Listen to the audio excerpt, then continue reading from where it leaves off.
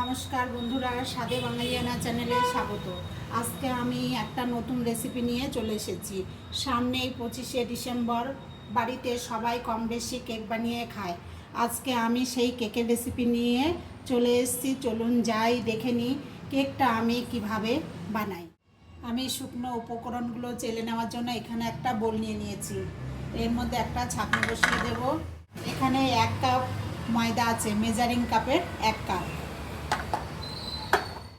আমি 1 teaspoon baking powder দিয়ে দিলাম, 1/2 টিস্পুন বেকিং সোডা। এখন এগুলো আমি ভালো করে চেলে নেব। চেলে নিলে পরে ব্যাটারটা ভালো স্মুথ হবে।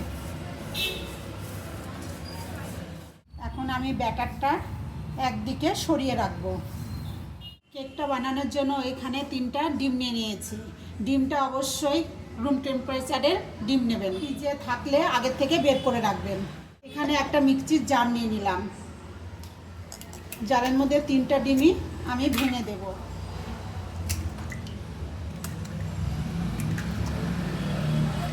এখানে দিয়ে দেব 1/2 কাপ তেল, এটা রিফাইন অয়েল। এখন দিয়ে দেব এখানে 1/2 কাপ চিনি। এটা এখন আমি 3 মিনিট মিক্সিতে ঘুরিয়ে নিচ্ছি। কেন অনেক সময় ব্যাটার হাতে ফেটাতে হাত ব্যথা করে, তার জন্য এটা আমি মিক্সিতে ঘুরিয়ে নেব। আমি এখন একটা বোল নিয়ে নিয়েছি, এর মধ্যে ব্যাটারটা ঢেলে নেব। এখন আমি ব্যাটারটার মধ্যে শুকনো উপকরণগুলো যে চেলে রেখেছিলাম সেটা এখন মেশাবো। আমি একবারে মেশাবো না, অল্প অল্প করে দিয়ে মেশাবো, তাহলে ভালো মিশবে। আর এটা যখন মেশাবো তখন একই দিকে আমি ঘোরাবো, সব দিকে ঘোরাবো না। কেননা তাহলে যে আমার ডিমের ব্যাটারটা যে ফর্মি ভাব হয়েছে সেটা নষ্ট হয়ে যাবে। এই যে এরকম করে অল্প অল্প করে দেব আর ব্যাটারটাকে গুলবো। এটা খুব ধীরে করতে হবে, এটা কোনো প্রেশার দেওয়া যাবে না। সম্পূর্ণটা আমি দিয়ে দিলাম। আর এরকম আমি ধীরে ধীরে একই সাইডে ঘোরাবো। কেননা এটা যদি আপনি সব দিকে ঘোরান তাহলে পরে কেকের যে স্পঞ্জি ভাবটা সেটা নষ্ট হয়ে যাবে। আর একদম ধীরে ধীরে ঘোরাতে হবে, ঘুরিয়ে মিশিয়ে নিতে হবে, স্মুথ ব্যাটার তৈরি করতে হবে।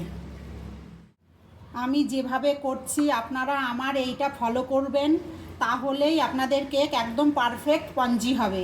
কেননা অনেকের কেক উল্টাপাল্টা বানায়, তার জন্য ফোলে না। আর এটা যদি আপনারা ফলো করেন তাহলে একদম পারফেক্ট স্পঞ্জি কেক হবে। দিয়ে দেব এর মধ্যে দুধ। এইখানে 2 থেকে 3 চামচ দুধ দেব। আমি একটা আইডিয়া করেই দিয়ে দিলাম, যতটা লাগবে, আরও লাগতেও পারে আবার নাও লাগতে পারে। এটাও দিয়ে আমি ওই রকম করেই ঘুরিয়ে নেব। দেখুন আমি কত হালকাভাবে ঘোরাচ্ছি। এই যে এখানে আমার 4 টেবিল স্পুন দুধ লাগছে। ঠিক ব্যাটারটা আমার এই রকম হবে। আর দেখুন কত সুন্দর স্মুথ হয়েছে। এখন আর এর মধ্যে আমি আরও বাদবাকি জিনিস মেশাবো।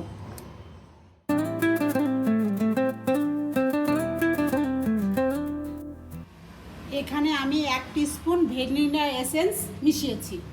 ব্যাটারটা এই রকমই হবে, বেশি ব্যাটার ফেটাতে হবে না। এখন আমি এটা সাইডে রেখে দিচ্ছি। যে মোল্ডে কেকটা বেক করব সেই মোল্ডটা তৈরি করে নিই। এখানে একটা মোল্ড নিয়ে নিয়েছি, এর মধ্যে একটু তেল ব্রাশ করে নেব। এরকম করে সুন্দর করে পুরো মোল্ডটার মধ্যে ব্রাশ করে নেব। তারপরে একটা বাটার পেপার কেটে রাখছি, এটা দিয়ে দিলাম। এটার উপরেও একটু তেলটা ব্রাশ করে নেব। এর মধ্যে আমি ব্যাটারটা ঢেলে দেব। এটা আমি ড্রাই ফ্রুট ছাড়াই করব, এটা আমি প্লেন করব। আমার ব্যাটারটা ঢালা হয়ে গেছে। এখন এটা আমি একটু ট্যাপ ট্যাপ করে নেব। এই রকম করলে বাবলগুলো ইজি বেরিয়ে যায়। এখানে আমি একটা কড়াই বসিয়ে দিয়েছি গ্যাসে। আমি এখন গ্যাসটা জ্বালিয়ে দেব। এটা কেকটাকে বেক করার জন্য গরম করতে দেব। এখানে একটা স্ট্যান্ড বসিয়ে দিলাম, এটা 10 মিনিট গরম হোক। এখন আমি কেকের বাটিটা বসিয়ে দেব। বসিয়ে এখন এটা আমি ঢাকা দিয়ে দেব 2 মিনিট আমি হাই হিটে রাখবো, তারপরে একদম লো করে দেব। লো মিডিয়ামে করব হচ্ছে 50 মিনিট। 50 মিনিট পর একবারে খুলবো। এটা যদি ঢাকনা বারবার খুলে চেক করা যায় তাহলে কেক মাঝখানে বসে যায়, এই জন্য লোকের কেক ফোলে না। অনেকেই বলে যে কেক ফোলে না কেন, কিন্তু বারবার খুললে সেই কেক ফোলে না। আর একবারে আপনি খুলে চেক করবেন 50 মিনিট পর, দেখবেন সুন্দর কেক ফুলে গেছে। আমার 50 মিনিট হয়ে গেছে, এখন আমি কেকের ঢাকনাটা খুলে দেখব। দেখুন বন্ধুরা, দেখতে কত সুন্দর হয়েছে, একদম ফুলে উঠেছে, একদম নরম। এখন দেখব কাঠি দিয়ে ভেতরটা কাঁচা আছে কিনা। টুথপিক দিয়ে এরকম করে দেখবেন, এটা আমার লেগে যাচ্ছে না, তার মানে হয়ে গেছে। যদি না হয় তাহলে পরে আবার 10 মিনিটের জন্য ঢাকা দিয়ে রেখে দেবেন। কারুর বেশি সময়ও লাগতে পারে, বাসনের উপরে নির্ভর করে। তা আমার কেকটা এখন হয়ে গেছে, এখন আমি এটা নামিয়ে ঠান্ডা করে আপনাদেরকে কেটে দেখাচ্ছি। এই যে আমার কেকটা ঠান্ডা হয়ে গেছে, একটা চাকু দিয়ে আমি সাইডে এরকম একটু ছড়িয়ে নেব। তারপরে একটা থালা এরকম করে দিয়ে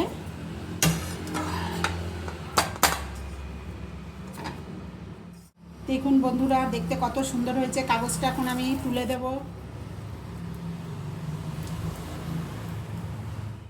বাটার পেপারটা তুলে দিলাম। এখন দেখুন কত সুন্দর নরম হয়েছে। এবার আমি কেকটা কেটে নিচ্ছি। কেকটা আপনাদের পছন্দ অনুযায়ী আপনারা কাটবেন। আমি এইভাবে কাটছি, আপনারা লম্বা লম্বা করেও কেকটা কাটতে পারেন।